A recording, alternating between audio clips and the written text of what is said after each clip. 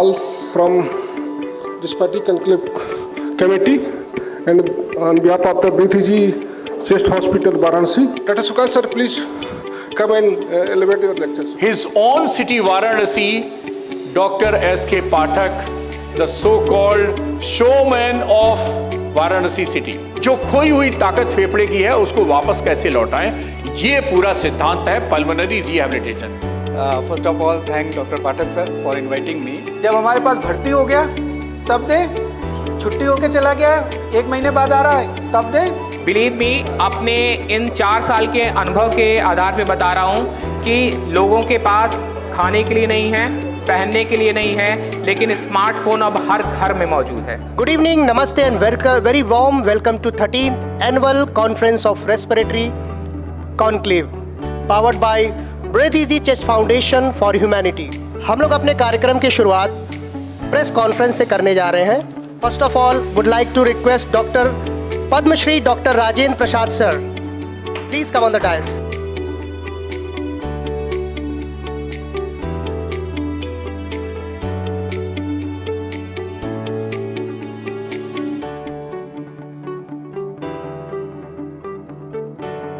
हमारे गुरु जी हैं डॉक्टर राजेंद्र प्रसाद, ये लगातार इस कार्यक्रम के ऑर्गेनाइजिंग चेयरमैन रहे हैं और इस बार वो पद्मश्री बन के आए, उनके लिए जोरदार तालियां।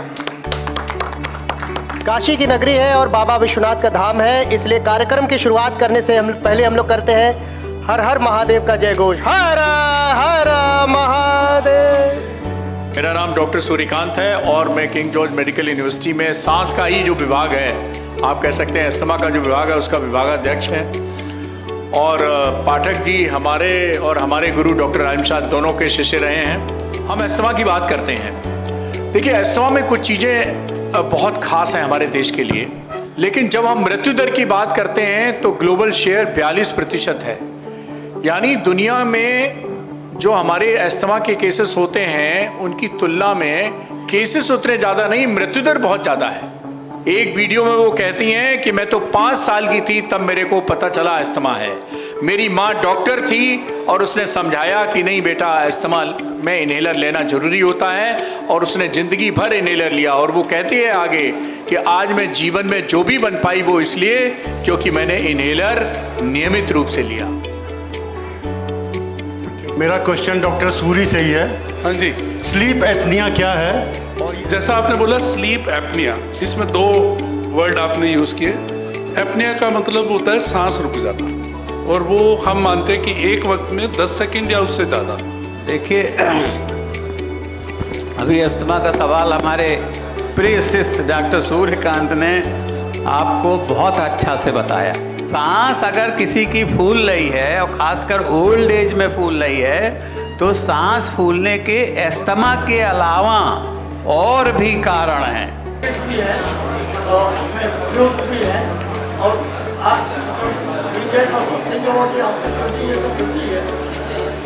तो अगर एनवायरनमेंट चेंज हो जाए, जैसे आपने कहा अर्बनाइजेशन, पूरा रूरल सेक्टर धीरे धीरे अर्बन हो रहा है, तो that in itself can act as a trigger for asthma and make the control verse.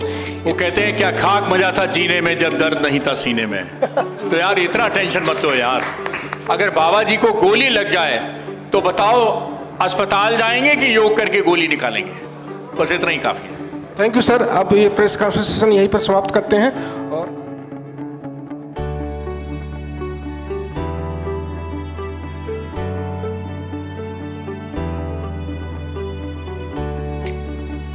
मैं आया हूं और इनको बधाई देता हूं, इनके पूरे परिवार को बधाई देता हूं, और कि इन्होंने कम से कम इस एरिया में रेस्पिरेटरी डिजीज़ का एक काफ़ी बड़ा अभियान चलाया है।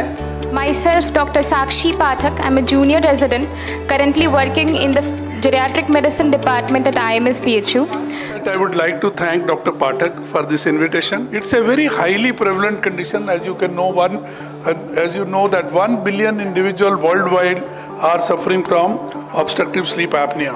And for that, I would request the chairpersons to invite Dr. Rajadhar sir on stage. We'll talk about what's described as TOPD or TB associated obstructive pulmonary disease.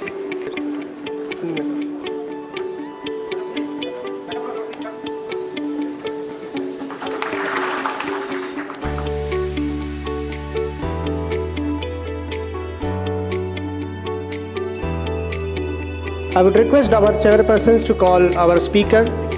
It is seen that there is a passive transfer of immunoglobulins from the placenta across the placental membrane to the fetus, which has got a sigmoid curve, and it increases towards as the pregnancy advances. I would request to our chairperson to call Dr. Swapnil for that.